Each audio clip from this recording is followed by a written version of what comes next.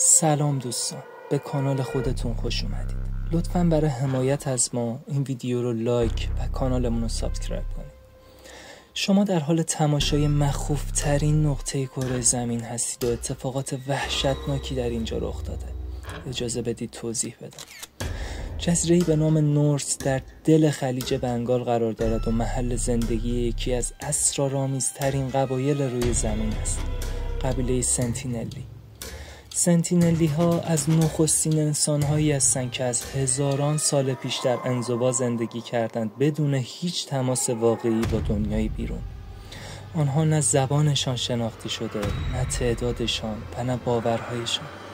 تنها چیزی که جهان از اونا میدونه اینه که به بیگانه ها با خشونت واکنش نشون میدن.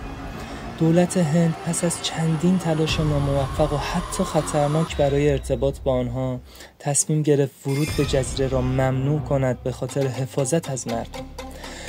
در نوامبر سال 2018 جان آلن چاو، مردی مذهبی 26 ساله آمریکایی، تلاش کرد تا با قبیله خطرناک و مرموز این جزیره ارتباط برقرار کند.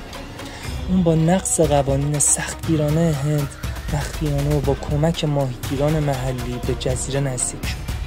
در چندین تلاش او سعی کرد با اهدای هدایا و تبلیغات مسیحیت با آنها ارتباط برقرار کند، اما با واکنش‌های خشونت‌آمیز آنها روبرو شد، به طوری که در یکی از موارد تیری به انجیل او اصابت کرد. با وجود این هشدار مرگبار اون دلسرد نشد و به جزیره برگشت، ولی این بار هرگز برنگشت. شاهدان دیدند که تکه تکه شده پیکرش را روی ساحل کشاندند و دفن کردند. جسد او هرگز پیدا